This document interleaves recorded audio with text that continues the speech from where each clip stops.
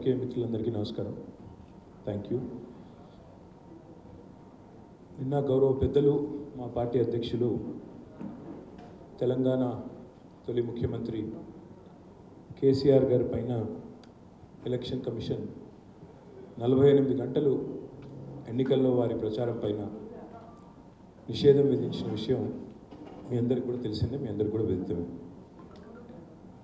ఇవాళ రాష్ట్రంలో దేశంలో ఉన్న పరిస్థితులు చూస్తూ ఉంటే ముఖ్యంగా నిన్నటి ఎలక్షన్ కమిషన్ నిర్ణయం తర్వాత మాకు అనిపించేది ఒక పార్టీగా ఏమంటే భారతదేశంలో ప్రస్తుత కేంద్ర ప్రభుత్వం వారు తీసుకున్న నిర్ణయాలు దానికి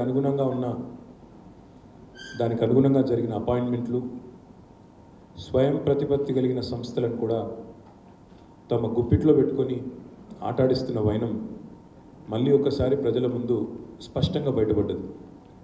కేంద్ర దర్యాప్తు సంస్థలే కాదు, ఈరోజు చివరికి ఎన్నికల కమిషన్ కూడా నేను స్పష్టంగా ఆరోపిస్తున్నాను, ఇందులో మొహమాటం లేదు, ఏమీ లేదు. ఎన్నికల కమిషన్ అచ్చంగా బీజేపీ కనుసన్నలో నడుస్తోంది. ఇందులో మాకు ఎలాంటి రెండో ఆలోచన కానీ రెండో అభిప్రాయం కానీ లేదు. ఎందుకంటే ఇవాళ భారతదేశంలో ఎట్లాంటి పరిస్థితి ఉందంటే బీజేపీ వాళ్ళు జాతుల ఆధారంగా మతాల ఆధారంగా స్వయంగా ప్రధానమంత్రి, స్వయంగా కేంద్ర హోంశాఖ మంత్రి మత వైషమ్యాలు రెచ్చగొట్టే విధంగా మాట్లాడినా, మతాల పట్ల ఒకరి పట్ల ఒకరికి విద్వేషాన్ని రెచ్చగొట్టే విధంగా చాలా దారుణమైన వ్యాఖ్యలు చేసిన ప్రత్యర్థి పార్టీలను బీజేపీ వాళ్ళు బండ బూతులు తిడుతున్నా, వాళ్ళ సోషల్ మీడియా అనేది ఇంకా దారుణం. బీజేపీ ఫర్ ఇండియా అని అఫీషియల్ వాళ్ళ ట్విట్టర్ హ్యాండిల్ ఉంటుంది. అందులో మొత్తం ముస్లిం సోదరులందరి మీద విషం చిమ్ముతూ విషం జల్లుతూ డైరెక్ట్గా వాళ్ళ సోషల్ మీడియాలో విషం చిమ్ముతూ ప్రచారం చేస్తూ ఉన్నారు. కానీ ఒక్కటంటే ఒక్క చర్య లేదు. నరేంద్ర మోడీ గారు మొన్న చాలా దారుణంగా మాట్లాడుతూ ఈ దేశంలో ముస్లింలే ఎక్కువ పిల్లలు కంటారని, రేపటి రోజున ఒకవేళ బీజేపీ కాకుండా ఇంకా వేరే వారు అధికారంలోకి వస్తే వారు దేశ సంపదను ఎక్కువ పిల్లలు కలిగిన ముస్లింలకే దోచిపెడతారు, పంచిపెడతారని ఇష్టారీతిన వ్యాఖ్యానాలు చేస్తే దాదాపు 20,000 పైచిలకు ఈ దేశ పౌరులు భారత ఎన్నికల కమిషన్కు ఈమెయిల్ ద్వారా కంప్లైంట్ చేయడం జరిగింది. కానీ ఎన్నికల కమిషన్ ఏం చేసింది? కనీసం మోడీ గారికి నోటీస్ కూడా ఇవ్వలేదు. ఈరోజు వరకు మోడీ గారి మీద చర్యలు తీసుకోవడం వేరు, అంత ధైర్యం ఎట్లాగూ లేదు. కనీసం ఆయనకు నోటీస్ ఇవ్వడానికి కూడా జంకి భారతీయ జనతా పార్టీ అధ్యక్షుడు నడ్డా గారికి నోటీస్ ఇచ్చింది. ఏమని? మోడీ గారి వ్యాఖ్యలకు నడ్డా గారు జవాబు ఇవ్వాలని చెప్పి ఒక తలాతోకాలేని నిర్ణయం ఎన్నికల కమిషన్ తీసుకుంది. ఎన్నికల్లో దేవుణ్ణి మతాన్ని ఇన్వోక్ చేయడం నేరం. ఇది కేంద్ర హోంశాఖ మంత్రి అమిత్ షా ఎన్నికల ప్రచారంలో శ్రీరాముడి బొమ్మ పట్టుకొని ప్రచారం చేస్తున్న వ్యక్తి ఎవరో కాదు, కేంద్రంలో ప్రస్తుతం ఉన్న హోంశాఖ మంత్రివర్యులు అమిత్ షా గారు. దీన్ని కూడా చాలామంది కంప్లైంట్ చేశారు. దేశంలో చాలామంది దీని విషయంలో కూడా చాలా గట్టిగా ఎన్నికల కమిషన్ ఎందుకు చర్యలు తీసుకోవట్లేదని చెప్పి నిలదీసినారు. దాని మీద కూడా ఈరోజు వరకు చర్య లేదు, కనీసం ఉలుకు లేదు, పలుకు లేదు. ఇది మరొక భారతీయ జనతా పార్టీ అభ్యర్థి అరుణ్ గోవిల్. ఈయన గతంలో టీవీలో రామాయణం అనే సీరియల్ వస్తే అందులో రాముడి పాత్రధారి. ఆయన కూడా శ్రీరాముడి పటం పట్టుకొని ప్రచారం చేసుకుంటున్న దృశ్యాలు. ఆయన మీద కూడా ఇంతవరకు ఒక చర్య కానీ కనీసం ఆయనకు ఒక నోటీస్ కానీ ఎన్నడూ లేదు. ఇది ఇంకా దారుణం. ఇది చూడండి, ఇది బీజేపీ ఫర్ ఇండియా వాళ్ళ అఫీషియల్ హ్యాండిల్, మొత్తం పార్టీ యొక్క అఫీషియల్ ట్విట్టర్ హ్యాండిల్. అందులో రాముడి ఫోటో పెట్టి డైరెక్ట్గా ఇగో మీ యొక్క ఓటు పవర్ ఏంది అంటే ఇట్లా రాముడి నుదుటి నుంచి ఒక తేజోవంతమైన ప్రకాశవంతమైన ఒక చిహ్నం వస్తుంది, కాబట్టి ఓటు బీజేపీకి వేయాలని చెప్పి రాముడి ఫోటో పెట్టి మరి ఇవాళ ఓట్లను అడుగుతున్న బీజేపీ యొక్క అఫీషియల్ హ్యాండిల్. ఇది ఎవరిదో అనామకుడు కాదు, ఇంకోటి కాదు, బీజేపీ పార్టీ యొక్క అఫీషియల్ హ్యాండిల్. అంటే ప్రధానమంత్రి విద్వేషపూరితమైన వ్యాఖ్యలు చేసిన ఎన్నికల కమిషన్లో ఉలుకు పలుకు ఉండదు. అదేవిధంగా కేంద్ర హోంశాఖ మంత్రి స్వయంగా రాముడి ఫోటో పట్టుకొని ఓట్లు అడుక్కున్నా ఉలుకుండదు పలుకుండదు. వాళ్ళ అభ్యర్థులు అదే విధంగా చేసినా ఉలుకు పలుకుండదు. మత విద్వేషాలను రెచ్చగొట్టే విధంగా, హిందువులను ముస్లింలను విభజించే విధంగా పార్టీ అఫీషియల్ హ్యాండిల్ నుంచి దాడి జరిగినా ఎన్నికల కమిషన్ మేల్కోదు. కానీ అదే కేసీఆర్ గారి విషయానికి వస్తే మాత్రం ఆగమేఘాల మీద ఒక నోటీస్ ఇచ్చినారు. నోటీస్ ఇచ్చిన తర్వాత మేము స్పందించి మా లాయర్లు, మా పార్టీ నాయకులు దానికి తగిన విధంగా మా లీగల్ సెల్ ప్రత్యుత్తరం ఇచ్చింది, జవాబు ఇచ్చింది. ఏ కారణం చేత కేసీఆర్ గారు సిరిసిల్లకు వచ్చారు. ఈ మధ్యకాలంలో ఎండిన పంటల పరిశీలనకు కరీంనగర్ జిల్లాకు వచ్చి చివరిలో సిరిసిల్లలో ఒక ప్రెస్ మీట్ పెట్టినారు. ఏమన్నారు ఆ ప్రెస్ మీట్లో? ఎండిన పంటలు చూసిన తర్వాత, రైతుల ఆర్తనాదాలు విన్న తర్వాత కాంగ్రెస్ పార్టీకి, ఈ ప్రభుత్వానికి బుద్ధి లేదు. వీళ్ళు ఇది కాలం తెచ్చిన కరువు కాదు, ఇది కాంగ్రెస్ తెచ్చిన కరువు.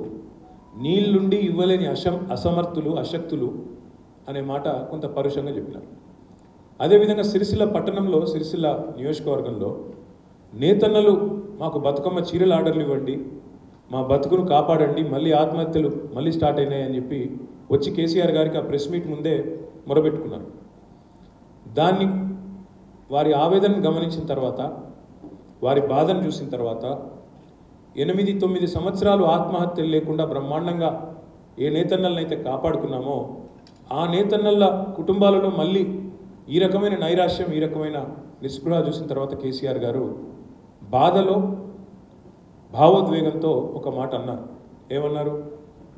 నిరోధులు పాపడాలు అమ్ముకోండి అని ఒక దుర్మార్గుడు ఇక్కడ మాట్లాడుతున్నాడు, కాంగ్రెస్ నాయకుడు నేతన్నల్ని. ఇది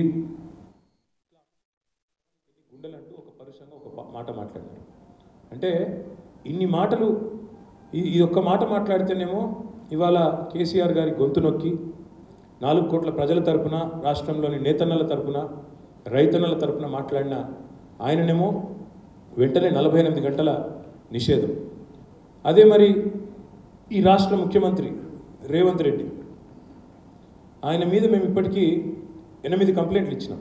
1 కాదు 2 కాదు, మా పార్టీ తరపున ఎన్నికల సంఘానికి 8 కంప్లైంట్లు ఇచ్చినా. ఇప్పుడు మేము చూపెడతాను మీకు ఏమేమి కంప్లైంట్లు ఇచ్చామో, ఆయన ఏమేమి మాట్లాడినాడో కూడా చెప్తాను. 10 ఏప్రిల్ నాడు రేవంత్ రెడ్డి మాట్లాడిన మాటలు చాలా చాలా దారుణంగా, తుక్కుగూడ అనే మరి సభలో మాట్లాడిన మాటలు ఒకసారి వినండి.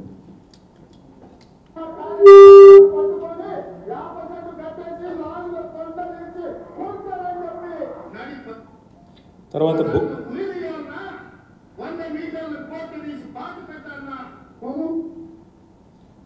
ఉరిదియాల, లాగులో తొండలు వదిలాల, ఇంకా ఉన్నాయి చాలా. ప్లే చేయండి, వర్షం ప్లే.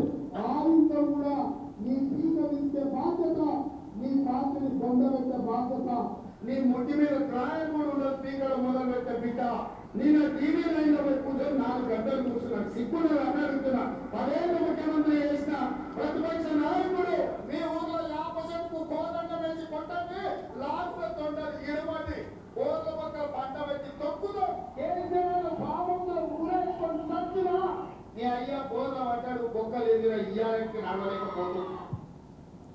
మరి ఇవన్నీ ప్రవచనాలు, ఇవన్నీ సూక్తులు, నీతి సూక్తులు, చాలా మంచి సుభాషితాలు. ఎలక్షన్ కమిషన్కి ఏమో ఇవి చాలా చక్కటి సుభాషితల్లా వినబడతా ఉన్నాయి. ఇంతకంటే దారుణంగా మాట్లాడినాడు రేవంత్ రెడ్డి. కేసీఆర్ తల నరకండి, కేసీఆర్ తల నరకండి, కేసీఆర్ తల తెగ్గోయండి, ఇట్లాంటి మాటలు కూడా ఈ ముఖ్యమంత్రి మాట్లాడిన మాట. ఇవేవి కూడా ఎలక్షన్ కమిషన్కు కనబడవు. ఇవేమో ప్రవచనాలు, సూక్తులు, సుభాషితాలు. కేసీఆర్ గారు రైతుల పక్షాన, నేతన్నల పక్షాన గట్టిగా ఒక మాట మాట్లాడితే ఆయన మీద 48 గంటల బ్యాన్. నేను ఇవాళ ఎలక్షన్ కమిషన్ అడుగుతున్నాను, మీరు బడాబాయ్ చోటాబాయ్ కనుసన్నల్లో పనిచేయకపోతే మేము ఇదిగో మొత్తం మీకు ఈ లిస్ట్ కూడా ఇస్తాం. ఇప్పటికి 27 కంప్లైంట్స్ ఇచ్చాం. 27 కంప్లైంట్స్ అఫీషియల్గా ఎలక్షన్ కమిషన్కి మా పార్టీ తరఫున. ముఖ్యమంత్రి రేవంత్ రెడ్డి మీద 8 కంప్లైంట్స్, మరొక 19 కంప్లైంట్లు మిగతా వాళ్ళ పార్టీ నాయకులు, వాళ్ళ వైఖరి మీద, వాళ్ళ మాట్లాడుతున్న మాటల మీద మరి మేము ఇవ్వడం జరిగింది. మొత్తం మీకు ఇస్తాం. పట్నం సునీతా మహేందర్ రెడ్డి, ఉత్తమ్ కుమార్ రెడ్డి, పొన్నం ప్రభాకర్, జూపల్లి కృష్ణారావు, రఘునందన్ రావు అనే బీజేపీ నాయకుడు, మొత్తం కలిపి 27 కంప్లైంట్స్ ఇచ్చాము. ఒక్కటంటే ఒక్కదాని మీద కూడా యాక్షన్ లేదు. కేవలం కొండా సురేఖ గారు ఏదైతే ఒక్కటి మాట్లాడినారో దాని మీద మందలింపు, సెన్షన్, ఒక్కదాని మీద మాత్రం మందలింపు తప్ప ఈరోజు వరకు ఒక్కటంటే ఒక చర్య కానీ వారి ప్రచారాన్ని నిషేధించడం కానీ ఇంకోటి కానీ కాదు. ఇవాళ వాస్తవం ఏంటంటే కేసీఆర్ గారు బయటికి వచ్చేసరికి, ఆయన బస్సు యాత్ర ప్రారంభించేసరికి ఇవాళ రాష్ట్రంలో కాంగ్రెస్కు అటు కేంద్రంలో ఉన్న బీజేపీకి ఇద్దరు కూడా దడ పుట్టింది. ఎందుకంటే రోజు వాళ్ళకి డే టు డే రిపోర్ట్స్ వస్తాయి. స్టేట్లో ఇంటెలిజెన్స్ రిపోర్ట్స్ ఉంటాయి, కేంద్రంలో ఐబీ రిపోర్ట్స్ ఉంటాయి. కేసీఆర్ గారికి ప్రజలు బ్రహ్మరథం పడుతున్నారు. ఆయన సభల్లో వస్తున్న స్పందన, రోడ్ షోలకు వస్తున్న ఉత్సాహపూరితమైన వాతావరణం ఇదంతా కూడా వాళ్ళకు కంటగింపుగా మారింది. ఎందుకంటే 2014లో బడాబాయి చేసిన మోసం, 2023లో ఛోటాబాయి చేసిన మోసం కేసీఆర్ గారు పూసగుచ్చినట్టు వివరిస్తూ ప్రజాక్షేత్రంలో ఎండగడుతుంటే వాళ్ళు మరి తట్టుకోలేక ఇవాళ గ్యారంటీలను వదిలేసి ఛోటాబాయి గారు చేస్తున్న విన్యాసాలు, బూతులు ఇవన్నిటిని ప్రజలకు విడమర్చి చెప్తుంటే తట్టుకోలేక ప్రజల దృష్టి మలచడానికే ఇదొక పన్నాగం అనేది మా పార్టీ యొక్క స్థిరమైన అభిప్రాయం. అదేవిధంగా జనస్పందన ఏదైతే కేసీఆర్ గారికి వస్తున్నదో ఇది చూసిన తర్వాత మాత్రం రెండు పార్టీలకు నిద్ర కూడా పట్టడం లేదు. సర్వేలు వస్తున్నాయి కొత్తగా 8 నుంచి 12 సీట్లు గెలిచే అవకాశం బీఆర్ఎస్ పార్టీకి ఉందని. నిన్న మొన్నటిదాకా వీళ్ళిద్దరు ఎగిరెగిరి పడ్డారు, మేము ఒక్క సీటు కూడా గెలవనివ్వం కేసీఆర్ గారిని. కానీ ఎప్పుడైతే కేసీఆర్ గారు బస్సు యాత్ర ప్రారంభమైందో మరి అప్పటి నుంచి వీళ్ళిద్దరిలో కూడా కలవరం ప్రారంభమై బడాబాయి ఛోటాబాయి ఇద్దరు కూడబలుక్కొని ఇవాళ ఎన్నికల వేళ బీఆర్ఎస్ని, మా నాయకుడు కేసీఆర్ గారిని ప్రజల దగ్గరికి వెళ్లకుండా 48 గంటలు ఆపాలనే ప్రయత్నం ఏదైతే చేసినారో ఇది పూర్తిగా అప్రజాస్వామికమైన చర్య. ఇది తప్పకుండా రాష్ట్ర ప్రజలు దీనికి ఓటుతోనే జవాబు చెప్తారని నేను అనుకుంటా ఉన్నా. मैं अपील भी करना चाहता हूँ हमारे भाइयों को, जितने हमारे भाई है तेलंगाना में, हमारे बहन है, हमें इस बैन का जवाब वोट से देना चाहिए. बैन का जवाब वोट से आप दीजिए. दोनों कांग्रेस और बीजेपी को एक बार आपकी वोट की ताकत फिर से आप दिखाइए. అదే మాదిరిగా ఇన్ని బూతులు ఒకటి కాదు చెప్తే ఇంకా చండాలమైన మాటలు, ఈ రేవంత్ రెడ్డి మాటలు మాకు మళ్ళీ దాన్ని ఉటంకించాలంటే కూడా సంస్కారం సిగ్గు అడ్డం వస్తున్నది. గుడ్లు బీకుతా, మెడల పేగులు వేసుకుంటా, మానవ బాంబునైతా అని చెప్పి ఎన్ని ఫిర్యాదులు చేసినా ఇవాళ గోడకు మొరబెట్టుకున్నట్టే ఉంది, గోడకు చెప్పుకున్నట్టే ఉంది తప్ప ఎలక్షన్ కమిషన్ నుంచి మాత్రం స్పందన లేదు, ఏమి లేదు. అదే కేసీఆర్ గారి మీద మాత్రం రాకెట్ వేగంతో అట్లా కంప్లైంట్ పోయిందో లేదో ఇట్లా వెంటనే నిషేధం. అందుకే మరి నేను ఎలక్షన్ కమిషన్ అడుగుతున్నా, ఒకవేళ మీరు స్వతంత్ర సంస్థ అయిన మాట వాస్తవమే అయితే ఎందుకు మోడీ మీద ఇప్పటివరకు చర్యలు లేవు? ఎందుకు మోడీ గారికి నోటీస్ ఇవ్వాలంటే కూడా మీరు ఇంత వణికి చచ్చిపోతున్నారు? ఎందుకు నడ్డా గారికి ఇవ్వాల్సి వస్తున్నది? ఎందుకు రేవంత్ రెడ్డి గారి విషయంలో కూడా మీ గొంతు పెగలడం లేదు అనే మాట వారిని అడుగుతా ఉన్నాం.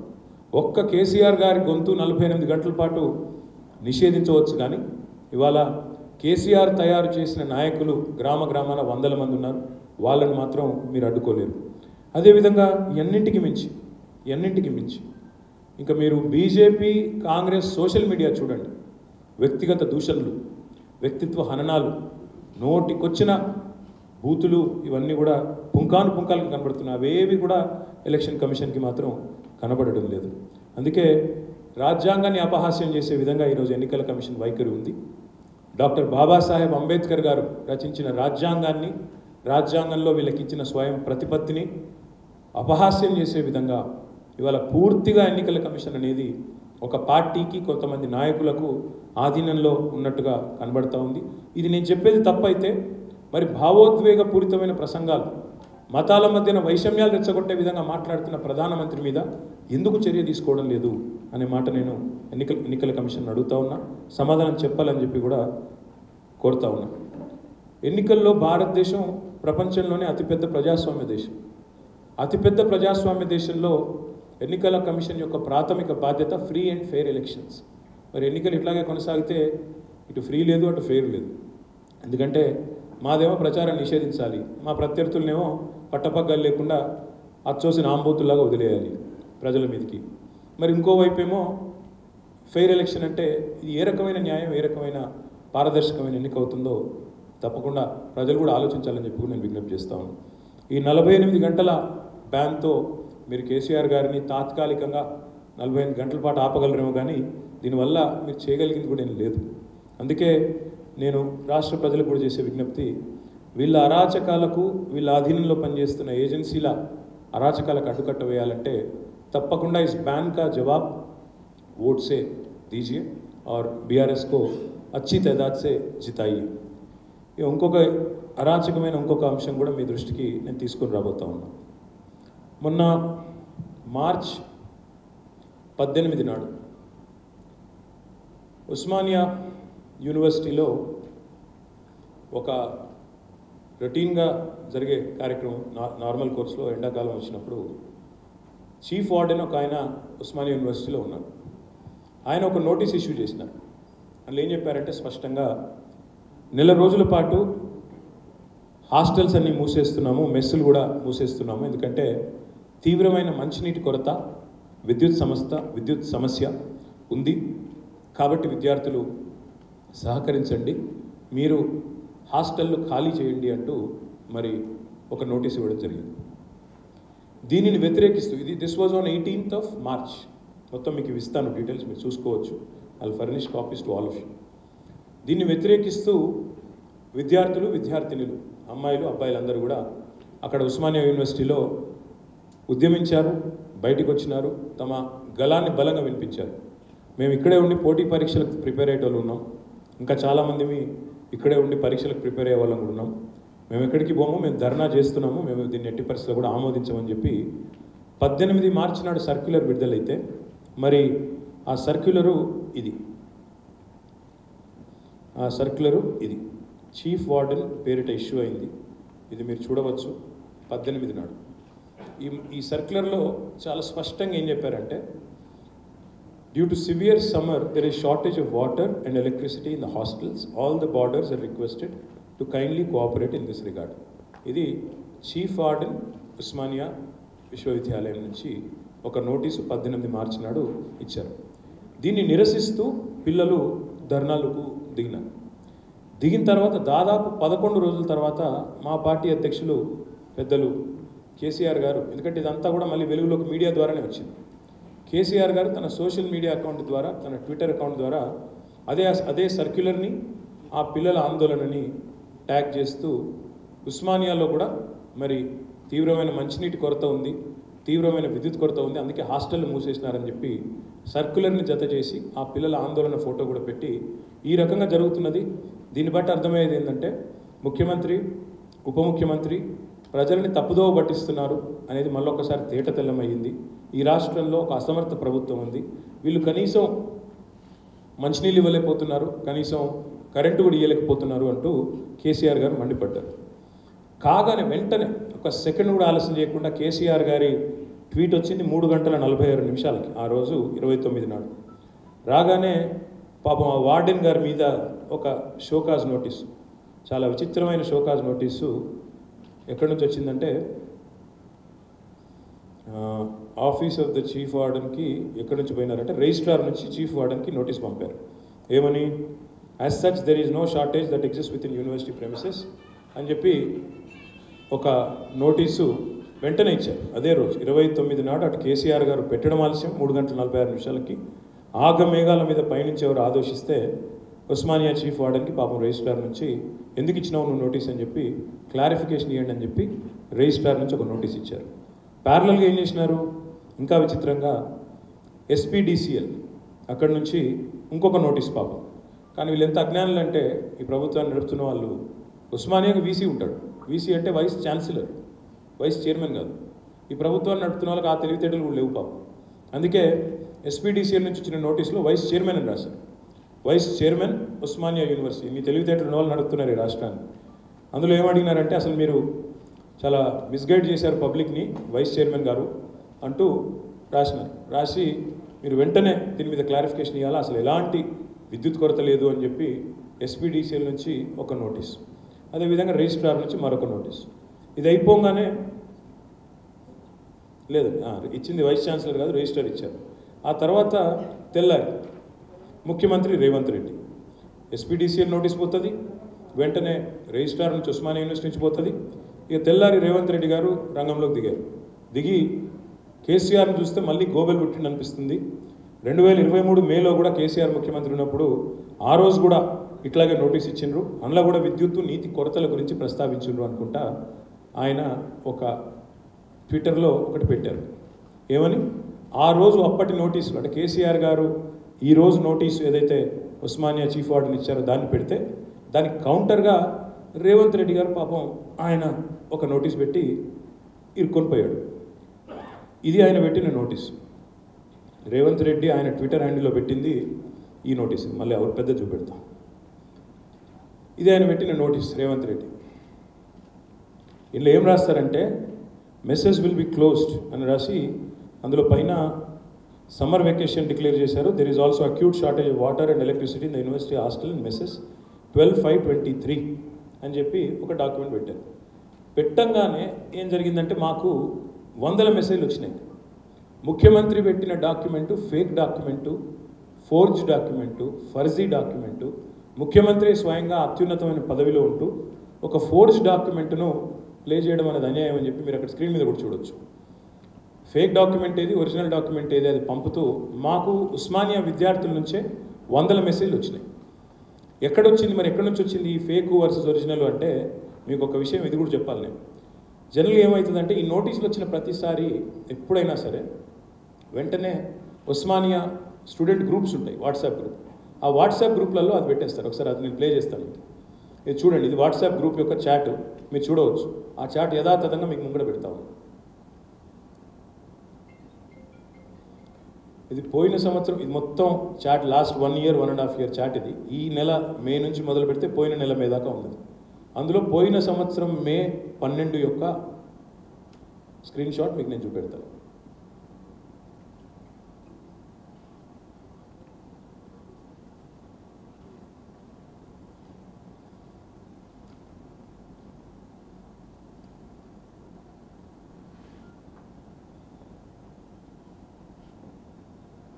ఇది పోయిన సంవత్సరం మే 12 నాటి స్క్రీన్ షాట్. అందులో ఏముందంటే మీకు ఇది ఇంపార్టెంట్, ఇది చాలా.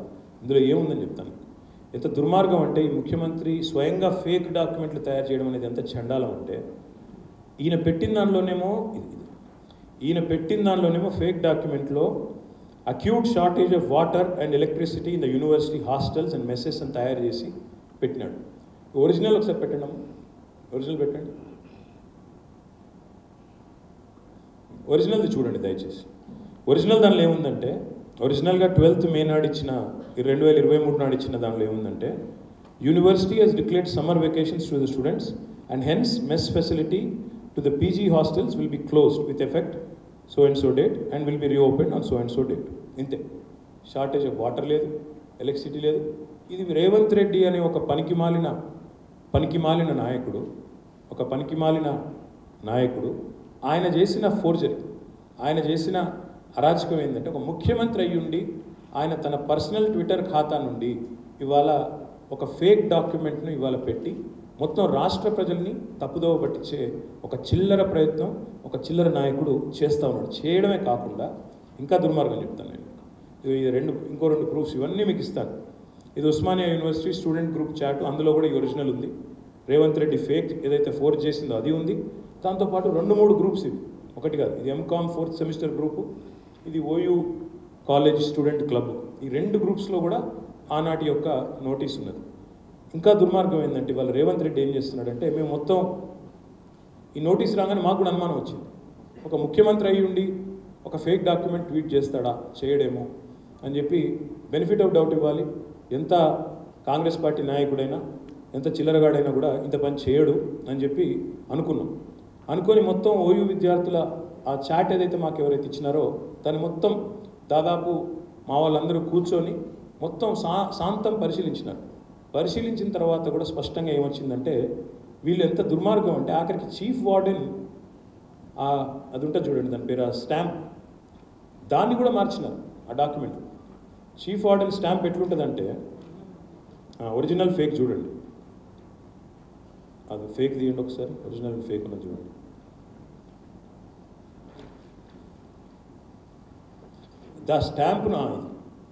స్టాంపును కూడా మార్చి కింద చీఫ్ వార్డెన్ యొక్క స్టాంప్ చూడండి, స్టాంపును కూడా మార్చి స్వయంగా చీఫ్ మినిస్టర్ ఇవాళ ఈ చిల్లర పని చేస్తూ ఉన్నాడు.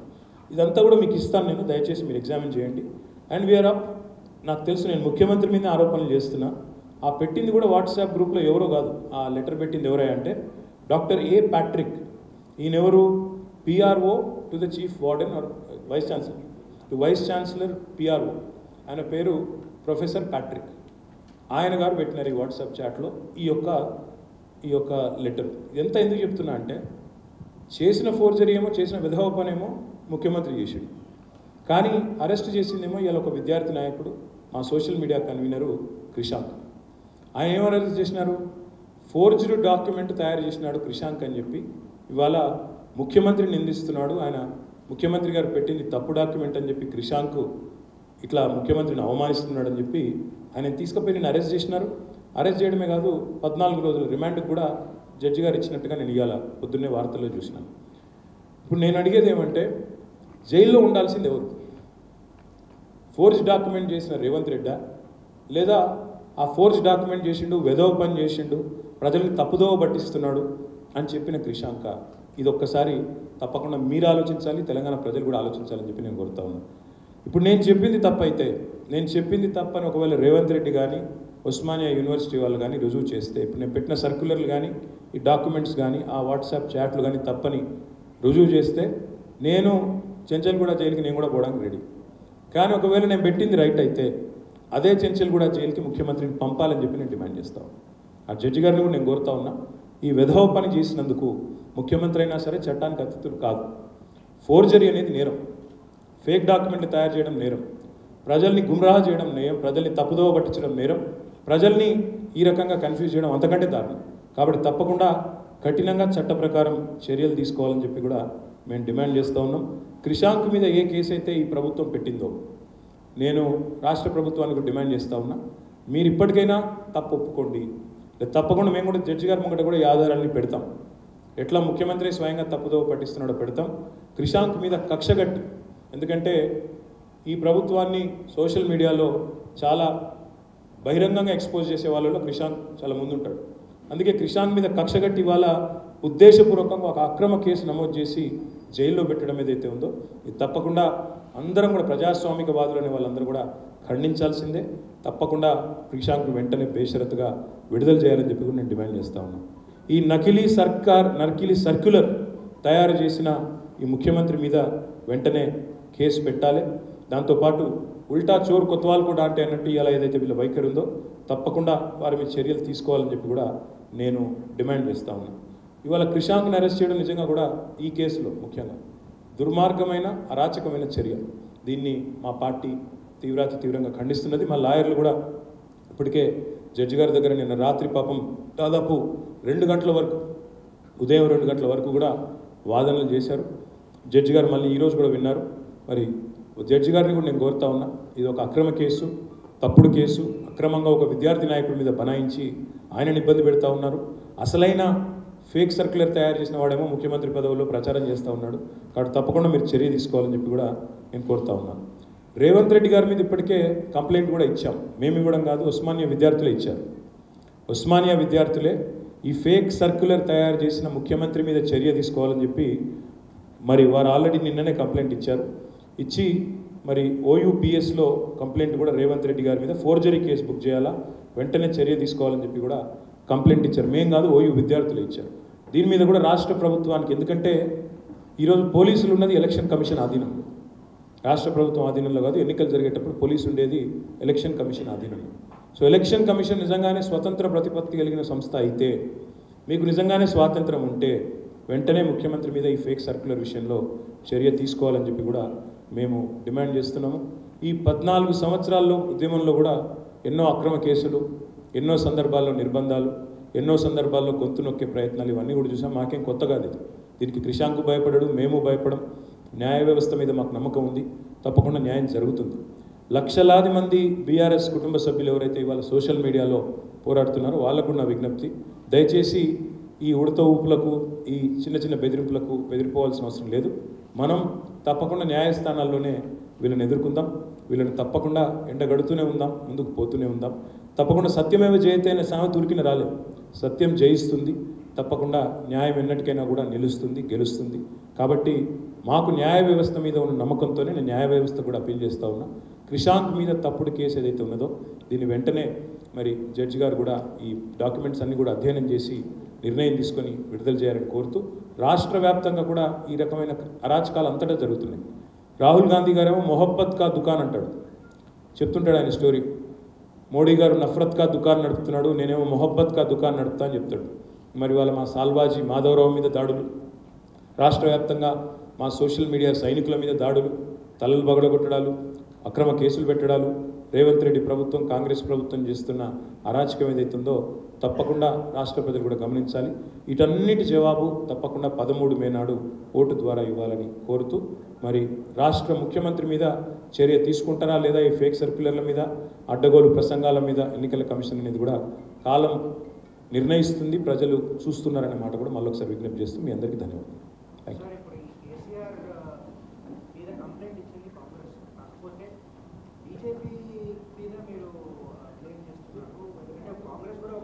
కాంగ్రెస్ బీజేపీ వేరని మీరు అనుకుంటున్నారు, నేను అనుకోవట్లేదు. రెండో ఒకటే నేను అంటున్నాను. బడాబాయ్ చోటాబాయ్ ఇద్దరి యొక్క మరి ఆలోచనకు అనుగుణంగానే ఈసీఐ నడుస్తుంది నేను అంటున్నాను. ఏం నోటీస్ ఇచ్చారు? ఇవ్వని నోటీసులు ఇచ్చినట్టుగా అట్లా చిల్లర ప్రచారం చేసుకోవడం, దానికి మీడియా వంత పాడడం, అది మీ మీ మీ అవగాహన. దాన్ని నేను చేయగలిగింది కూడా ఏం లేదు. ఆయన ఇవ్వని నోటీస్ ఇచ్చినట్టు ప్రచారం చేసుకుంటాడు, బయట పోయి గొంతులు చించుకుంటాడు, అమిత్ షా నన్ను అరెస్ట్ చేస్తున్నాడని. షాడో ఫైటింగ్ అంటారు దీన్ని. నువ్వు కొట్టినట్టు చేయి, నేను ఏడిచినట్టు చేస్తా, ఇద్దరం యాక్టింగ్ చేసి ఇద్దరం లాభపడదామని ఒక చిల్లర ప్రయత్నం తప్ప ఇంకోటి కానే కాదు. 100% ఎలక్షన్ కమిషన్ కనుక స్వతంత్ర ప్రతిపత్తి కలిగిన సంస్థ అయితే మోడీ మీద చర్య తీసుకోవాలి, రేవంత్ రెడ్డి మీద చర్య తీసుకోవాలి.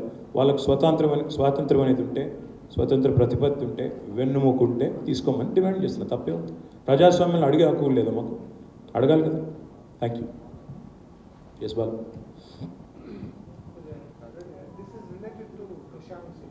Yes. You said that if the EC is independent, since administrative control of all government organs are with the elections. Not all government organs. I mean, the police and... Police, primarily police. Right. Law and order. I stand corrected. Law and order. Will you also be approaching the EC on this issue, or have you already approached the EC? We've already approached the EC as well. The thing is, we're already, the matter is sub judice. We're already in a court of law. Our lawyers, like I said, have been fighting till 2 a.m. in the morning today. The matter is sub judice. But we'll also raise it with the EC again. We've raised it once, we'll raise it again, because the matter is serious. Forging a document, misleading the people in the course of an election is something which is extremely serious. So the election commission needs to free the person who is actually standing for the right. ఎవరైతే వాస్తవికమైన original సర్క్యులర్ని బయట పెట్టారో, ముఖ్యమంత్రి చెప్పింది forgery, ముఖ్యమంత్రి చేసింది forgery అని చెప్పారో, ఆయనని జైల్లో పెట్టడం ఏంది, ఫోర్జరీ చేసిన ముఖ్యమంత్రి మీద చర్య తీసుకోకపోవడం ఏందనేది మా ప్రధానమైన విమర్శ లేదా డిమాండ్. Thank you.